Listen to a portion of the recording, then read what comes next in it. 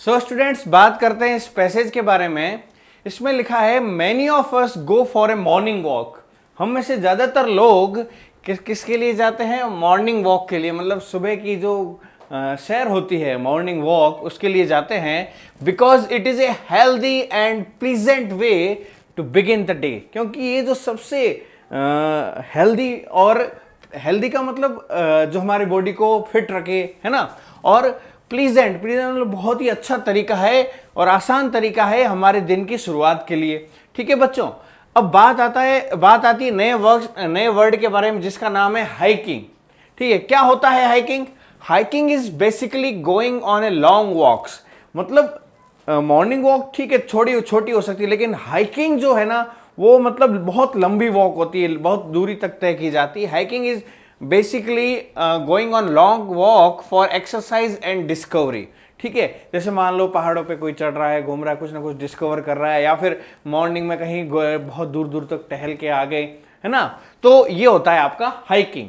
ठीक है बच्चों, if you decide to take up hiking, अगर आप चाहते हैं कि आप हाइकिंग करना चाहते हैं, बहुत लंबे मॉर्निंग में बहुत लंबा रूट पे जाना चाहते हैं, और अच्छे से मतलब आप ट्रेवल करके आना चाहते हैं, घूम के आना चाहते हैं, the only equipment you need is a pair of comfortable and study shoes. ठीक है, तब आपको सिर्फ एक ही चीज की जरूरत है, वो है आपके लिए बहुत अच्छे और कंफर्टेबल। ठीक है, कंफर्टेबल मतलब आरामदायक, और स्टडी मतलब तगड़े मतलब अच्छी क्वालिटी के, जो मतलब टिक सके, स्टडी शूज। तो यहां पर मेरे को लगता है आपने एक नया वर्ड सीखा होगा, स्टडी। ठीक है, choose a new destination every day. रोज मतलब एक नया डेस्टिनेशन चूज करो कि आज यहां जाएंगे, जैसे कि आपके अंदर एक्साइटमेंट रहेगी कि हाँ भाई यहां पर घूमने जाना है। Start early in the morning for a fresh clean air. हमें मॉर्निंग में थोड़ा जल्दी, हो सके तो 4 बजे, नहीं तो 5 बजे, इतना जल्दी जाकर, ताकि हमें बहुत ज्यादा से ज्यादा फ्रेश एयर और क्लीन एयर मिल सके। Walk briskly but avoid jogging as it will tire you. अब ब्रिस्कली का मतलब क्या है कि आपको बिल्कुल धीरे धीरे भी नहीं चलना है। ब्रिस्कली का मतलब है थोड़ा तेज तेज चलना है, दौड़ना नहीं है। देखो, जॉगिंग का मतलब क्या होता है, ऐसे कूदते जाना, और ब्रिस्कली वॉक का मतलब यूं थोड़ा फटाफट जाना। ठीक है, और सिंपल वॉक का मतलब यूं आराम से जाना। ठीक है, तो हमें चलना है, लेकिन तेज चलना है, लेकिन जॉगिंग भी नहीं करनी, क्योंकि ज्यादा अगर आप जॉगिंग करोगे ना, तो आप भी थक जाओगे, फिर ज्यादा दूर तक नहीं जा पाओगे, as it will tire you. ठीक है बच्चों, तो आपको ज्यादा तेज नहीं चलना है, सॉरी, दौड़ना नहीं है, पर तेज जरूर चलना है। Walk briskly. ठीक है बच्चों, तो ये तो था आपके इसके बारे में। अब बात क्या कह रहा है कि your sports shoes are ideal for this purpose. अब शूज कौन से होने चाहिए? स्पोर्ट्स शूज होने चाहिए, ताकि आप अच्छे से, मतलब वो काफी कंफर्टेबल रहते हैं वॉक करने के लिए। Are ideal for this purpose. Hiking provides a perfect opportunity for nature study. अब हाइकिंग में अंदर क्या होता है कि हम जो है, अगर हम चलते हैं तो नेचर के बारे में देखते रहते हैं कि हाँ नेचर में क्या हो रहा है, और नेचर से अब अगर हमें काफ़ी इंस्पायर्ड है, तो नेचर के बारे में हम काफ़ी कुछ जान सकते हैं इसके अंदर। क्या जानोगे, चलिए पढ़ते हैं। You will see various kind of plants. अलग अलग तरह के प्लांट्स वगैरह के बारे में जानने को मिलेगा आपको। ठीक है, बर्ड्स के बारे में, बटरफ्लाइज के बारे में, क्योंकि सुबह सुबह जो चिड़िया है उनकी आवाज़ जो होती है, जब सुनोगे तो बड़ी मधुर होती है, बड़ी मनमोहक होती है। अगर उस चीज़ को अगर आप मिस करते हो ना, तो मतलब आप काफ़ी कुछ मिस कर रहे हो। You will be able to identify them by their colour. आप अलग अलग बर्ड्स को उनके कलर्स के थ्रू आइडेंटिफाई कर सकते हो कि अच्छा ये इसका कलर ये होता है, इसका कलर ये होता है। ठीक है, उनका शेप कैसा होता है, उन बर्ड्स का साइज छोटा है, बड़ा है ना, तो अलग अलग बर्ड्स को पहचान सकते हो। Hiking is probably the best way to know your neighbourhood. आपके अड़ोस पड़ोस में कहाँ पर कौन सी कॉलोनी बन रही है, कौन से लोग रह रहे हैं, ठीक है, कहाँ पर क्या क्या काम हो रहा है, क्या क्या नहीं हो रहा है, कहाँ सड़क बनी हुई है, कहाँ टूटी हुई है। ठीक है, तो हर किसी के बारे में आपको नॉलेज रहती है, आपके आसपास के एरिया के बारे में। तो ये तो था मॉर्निंग वॉक, और जिसको हम हाइकिंग भी कह सकते हैं अगर हम लंबी दूरी तक जा रहे हैं, उसके बारे में पैसेज। तो चलिए पढ़ते हैं इसके क्वेश्चन आंसर्स के बारे में। पहला क्वेश्चन है, your sports shoes are ideal. ठीक है, फॉर दिस पर्पज। ठीक है, अब यहां पर जो ये वर्ड है ना, ideal, in the above line. Ideal का मतलब जैसे हम कह सकते हैं जो किसी काम में परफेक्ट हो, वो क्या होता है? आइडियल। जैसे जो हिंदू है हिंदू जो है अपना आइडियल किसे मानते हैं, भगवान श्री राम को, मर्यादा पुरुषोत्तम श्री राम, ठीक है। तो उनके लिए वो आइडियल पर्सन है, परफेक्ट पर्सन है, उनके जैसा बनने की कोशिश करते हैं। तो इसका आंसर क्या हो जाएगा, आइडियल का मतलब परफेक्ट, ना कि क्लियर, ना कि गुड, ना कि श्योर, ठीक है। आइडियल मतलब परफेक्ट, जिसमें कोई मतलब कमी ना हो, ठीक है। तो ये तो था क्वेश्चन नंबर 61। बात करते हैं क्वेश्चन नंबर 62 के बारे में। वाइल हाइकिंग मतलब हाइकिंग करते समय why should jogging be avoided, हमें जॉगिंग क्यों नहीं करनी चाहिए, ठीक है। हमें सिर्फ क्या करना चाहिए, कहाँ गया, हाँ, avoid jogging as it will tire you, ये क्या करेगा, आपको थका देगा। बस हमें चलना कैसा है, तेज चलना है, walk briskly but avoid jogging. फिर इसके कारण क्या हो जाएगा, it will tire you out, ठीक है। टायर मतलब यहां पर टायर्ड हो जाना, ठीक है, थक जाना, वो वाला टायर है, गाड़ी वाला टायर नहीं है। चलो, ये हो गया क्वेश्चन नंबर 62। न चलते हैं नेक्स्ट क्वेश्चन, क्वेश्चन नंबर 63 से। What are two advantage of taking up hiking, hiking करने के क्या दो एडवांटेज हैं, ठीक है। तो यहाँ पर देखो, मॉर्निंग में आपको फ्रेश और क्लीन एयर मिलेगी। उसके अलावा क्या है कि आप अपने नेबरहुड के बारे में जान सकते हो, ठीक है। तो इसका पहला ऑप्शन है nature study and knowing your neighbourhood. बाकी में सिर्फ जॉगिंग और exercise, trekking and travelling, exercise and getting clean नहीं। तो जो प्रॉपर बेस्ट आंसर इस पैसेज के अकॉर्डिंग क्या है, वो ए है। क्लियर। चलिए बढ़ते हैं नेक्स्ट क्वेश्चन की तरफ। बड़ा ही प्यारा सा क्वेश्चन है, ये कह रहा है which of the following is most appropriate title for this passage. Title का भी क्वेश्चन मिलता है कि इसके ऊपर आप क्या बढ़िया टाइटल देना चाहते हो। पहला है ब्रिस्क वॉकिंग, तेज चलना, क्या इस पूरे को जस्टिफाई करता है। हमें ऐसा वर्ड देखना है जो पूरे के लिए प्रॉपर हो, पूरे के लिए सही हो, ठीक है। एक्सरसाइज, ठीक है। फिर कह रहा है हाइकिंग फॉर ए प्लेजर और एंजॉय योर वॉक। तो मेरे को जो लग रहा है हाइकिंग के बारे में बहुत कुछ बताया है इस पैसेज के बारे में, तो मैं इसको बी को सिलेक्ट करना चाहूंगा, ठीक है बच्चों। आपका क्या ओपिनियन है, हमें जरूर बताएं। चलिए बात करते हैं नेक्स्ट क्वेश्चन की। The ideal time for a walk is, अच्छे वॉक के लिए जो आइडियल टाइम होगा वो क्या होगा, वो मॉर्निंग वॉक होगा। क्यों, क्योंकि it is healthy and pleasant way, ठीक है। बहुत ही हेल्दी और अच्छा तरीका है, ठीक है बच्चों। तो यहां पर क्या हो जाएगा, इवनिंग, हॉलीडे, मॉर्निंग या वीकेंड्स। तो आंसर क्या हो जाएगा बच्चों, morning is the ideal time, perfect time for a walk. Clear. बढ़ते हैं नेक्स्ट पैसेज की तरफ। हमारा जो अगला पैसेज है वो है फूड के बारे में, कि फूड हमारे लिए क्या क्या काम आता है। देखते हैं।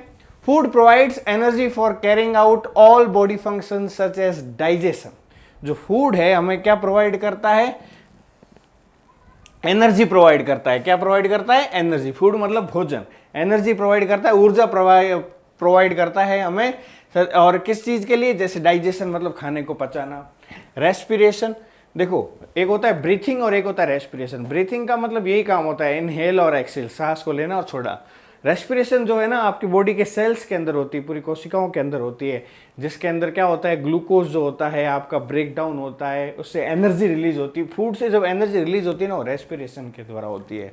और एक्सक्रीशन मतलब फूड को बाहर वेस्ट करके निकाल देना, बॉडी से बाहर जो इजेक्ट करते हैं हम फूड को, उसको हम क्या बोलते हैं, एक्सक्रीशन बोलते हैं, ठीक है। और भी कई तरीके, जैसे पसीना वगैरह छूट रहा है, ये भी क्या एक तरह का एक्सक्रीशन है, बॉडी से चीजें हमारे वेस्ट रिमूव हो रहा है। बॉडी से वेस्ट को रिमूव करने के प्रोसेस को क्या कहते हैं, एक्सक्रीशन कहते हैं, ठीक है।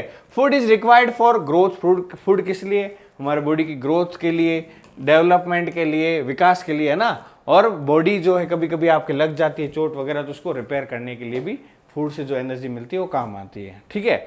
अब देखो, dash provides energy for carrying out all body function. Body function को, बॉडी के जो भी फंक्शन उनको प्रोवाइड एनर्जी जो है कहाँ से मिलती है, बॉडी से, ग्रोथ से, ह्यूमन से या फूड से। तो आंसर क्या हो जाएगा बच्चों, फूड। ओके बच्चों।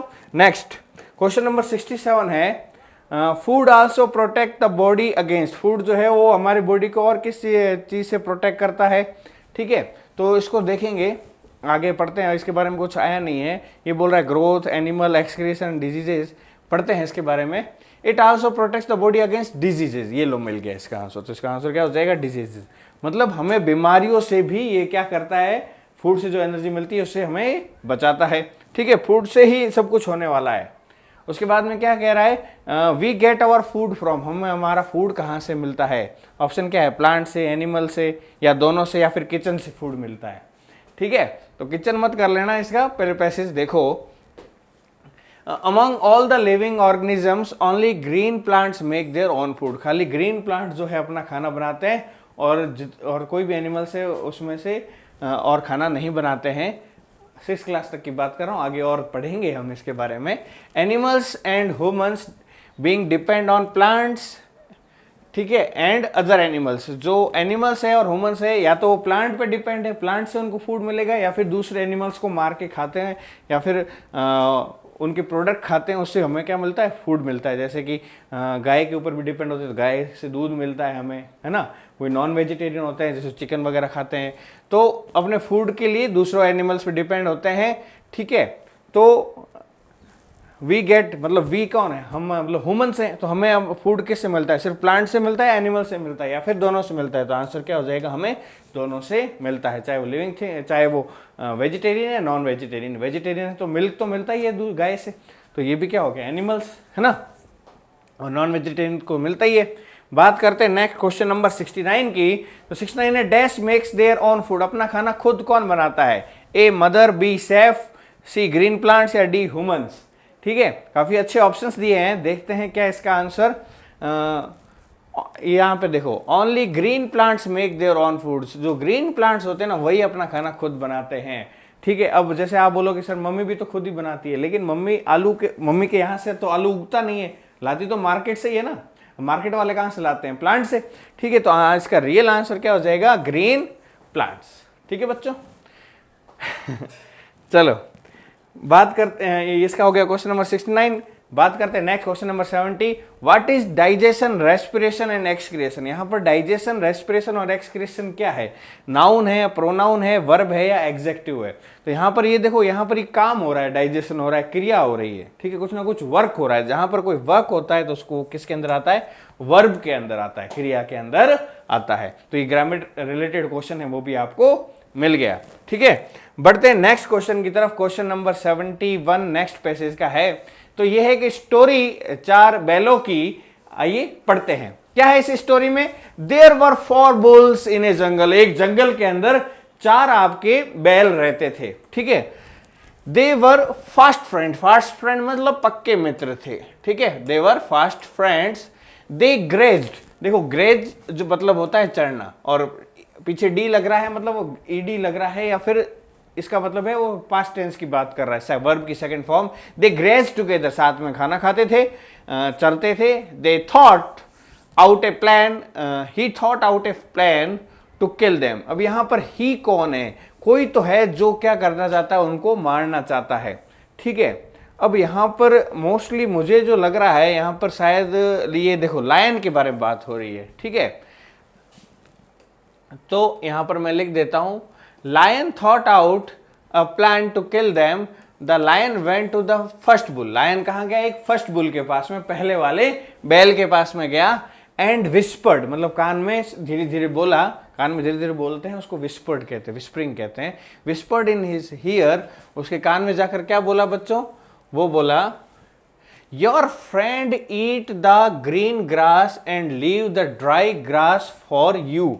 ठीक है, ग्रीन ग्रास जो थी वो तो कौन, आपका दोस्त जो है वो तो खुद खा गया, और तेरे लिए सिर्फ क्या रखी, सूखी घास रखी। यहां पर मतलब वो क्या कह रहा है कि भाई मान लो ये 1 2 3 4 है, ठीक है, चारों मतलब इस एरिया में घास खा रहे हैं, तो ये कह रहा है कि आपके लिए तो सिर्फ सूखी सूखी रखी, और आपके जो दोस्त लोग हैं उन्होंने ग्रीन खा ली, आपको खाली सूखी रखी। तो वो उसको गुस्सा आ गया, वो अलग जगह जाकर खाने लग गया। ठीक है, फिर दूसरे को भी बोला, तीसरे को भी बोला, और चौथे को भी बोला। The next day he whispered it in the year of the second bull, another day he whispered in the third bull, still another day he whispered it in the ear of the fourth bull। तो चारों bull के कान में जाकर रोज ये एक एक जने को पकड़ के ये बात कहता। So the bull begins to graze all alone, सारे बुल जो है अकेले अकेले अलग अलग खाने लग गए, ठीक है, दूर दूर। The lion killed one of the 4 bulls, फिर जब वो अलग अलग हो गए, दूर दूर हो गए, देखो अंग्रेजों ने भी हम पे जो राज किया था वो डिवाइड एंड रूल पे राज किया था कंसेप्ट पे। क्या है कि इन लोगों को बांट दो, हिंदू में, मुस्लिम में, सिख में, ईसाई में, फिर ये आपस में झगड़ते रहेंगे तो हमारे साथ में इनकी यूनिटी नहीं रहेगी, तो हम क्या करेंगे, इनको खत्म करते जाएंगे। तो इसलिए यूनिटी बहुत जरूरी है हमारे देश में। ठीक है, हर कोई आके अपना राज चला के जा रहा था। तो the bulls began to graze all alone, the lion killed one of the 4 bulls, उस चारों में से किसी एक को मार दिया। फिर क्या हुआ, the 3 bulls did not help that bull, जो बाकी 3 थे वो उसने दूर दूर ही थे और बोला वो मेरे लिए चारा रखता नहीं था, तो इसलिए उसको क्या कर दिया, उसको बचाने गए ही नहीं। ठीक है, फिर क्या हुआ, 10 1 by 1 3 bulls were also killed, फिर धीरे धीरे करके सबकी बारी आई और सबको फिर उसने रफू चक्कर कर दिया। एंड द लायन एट, ईट की सेकंड फॉर्म होती है बेटा एट। ठीक है, ईट की सेकंड फॉर्म क्या होती है, एट ऑल द 4 बुल्स, इस तरह से वो चारों को एक एक करके खा गया। इसलिए आपको हमेशा मतलब है ना, कोई अगर कान आपके भर दे तो या फिर विस्परिंग करे तो उसकी बातों पर यकीन ना करें, अपने दोस्त से जाकर पूछे, फिर जाकर उस बात को माने। ठीक है बच्चों, तो क्वेश्चन है how many bulls are there in a jungle, जंगल के अंदर कितने बुल्स थे, 1 2 3 4 सॉरी 3 4 5 2 3 4 2 5, तो आंसर क्या है 4 बुल्स थे। ठीक है, बढ़ते हैं नेक्स्ट क्वेश्चन की तरफ। काफी इंटरेस्टिंग स्टोरी थी। डैश प्लान टू किल, कौन मारने आया था, lion, first friend, second friend, third friend, तो आंसर क्या है, उस लायन जो है उनको मारने के लिए आया था। ठीक है, नेक्स्ट है व्हाट डिड द लायन से टू द फर्स्ट बुल। ठीक है, लायन ने फर्स्ट बुल को कहा, क्या कहा, your friends eat the green grass, leave the dry grass for you, A and B both या फिर नन ऑफ दीज। तो उसने दोनों बातें कही थी, ग्रीन ग्रास तो खा जाते हैं और ड्राई ग्रास आपके लिए छोड़ देते हैं। तो इसका आंसर क्या हो जाएगा, सी हो जाएगा। सीधा देखते ही टिक मत कर दिया करो, बाकी वाले ऑप्शन भी पढ़ा करो। ठीक है, नेक्स्ट करते हैं क्वेश्चन नंबर 74 के बारे में बात। The bulls began to graze all. ठीक है, तो जो बुल्स थे बिगेन टू ग्रेज ऑल, सब कुछ जो है वो घास थी, वो क्या करते थे, अकेले खा रहे थे, साथ में खा रहे थे, या लायन के साथ में खा रहे थे, या कुछ नहीं। तो क्या करने लगे बाद में, बिगेन टू मतलब बाद में अकेले खाने लग गए थे, अलोन हो गए थे, अकेले हो गए थे। ठीक है, bull began to graze all alone. Okay, next question है 75 द लायन किल्ड, लायन ने है जो कितने बुल्स को मारा, 3 बुल्स को एक साथ मार दिया, 1 बुल अलोन, एक बुल को पकड़ के मारा, 4 बुल्स टुगेदर, चारों बुल्स को साथ में मार दिया, या 2 बुल्स को साथ में मारा। तो इसका आंसर है 1 बुल अलोन, एक एक को पकड़ के मारा। ठीक है, अगर साथ में होते तो झुंड में होते तो उस लायन की ही बैंड बजा देते। ठीक है बच्चों, तो ये पैसेज से रिलेटेड क्वेश्चन हो गए कंप्लीट। बात करते हैं passage, last passage of this model paper. The word zoo means a collection of animals and bird. जो जू वर्ड है इसका मतलब क्या है कि ये कलेक्शन, एक ग्रुप है एनिमल्स और बर्ड का, वहां पर ये पाए जाते हैं। कौन पाए जाते हैं, एनिमल्स और बर्ड्स पाए जाते हैं। देयर इज ए जू एट लखनऊ, लखनऊ में एक जू है। The capital of UP, Lucknow क्या है, उत्तर प्रदेश की कैपिटल है इंडिया में। It is called Edward memorial zoological gardens. ठीक है, एडवर्ड के मेमोरी में जूलॉजिकल गार्डन का नाम रखा गया, एडवर्ड मेमोरियल जूलॉजिकल गार्डन। इस गार्डन के अंदर जू बना हुआ है। Last year I went to Lucknow, पिछले साल मैं कहाँ गया था, लखनऊ। कौन कह रहा है, ये राइटर कह रहा है जिसने ये पैसेज लिखा है। टू सी माई ब्रदर, मैं अपने भाई से मिलने गया था। He was in service there, वो वहां पर काम करता है। ठीक है, I ask him to take me to the zoo, और मैंने उससे कहा कि भाई मेरे को भी जू लेकर चल। फिर क्या हुआ, ही रेडिली एग्रीड, वो बहुत जल्दी से मान गया, हाँ बिल्कुल क्यों नहीं। एंड वी सून, बहुत जल्दी, टुक मतलब क्या ले ली हमने, टोंगा ले ली। मतलब जो घोड़ा गाड़ी होती है उसको हम क्या कहते हैं, टोंगा। टोंगा में बैठ के वो कहाँ गए, जू गए। And reach the gate of the zoo, और जू के गेट पे पहुंच गए। जू यानी कि चिड़ियाघर भी हम जिसे कहते हैं। वी बॉट, बाई जो होता है ना, बाई मतलब होता है खरीदना, बाई की सेकंड फॉर्म है बॉट। वी बॉट 2 टिकट्स, उन्होंने 2 टिकट्स ली। एज वी वॉक्ड, ठीक है, वॉक की सेकंड फॉर्म है। देखो पास्ट टेंस में सब कुछ ईडी ईडी लगता है, वाज लगता है, इस तरह से होता है। We walk through the zoo, हम जैसे जैसे जू के अंदर आगे गए।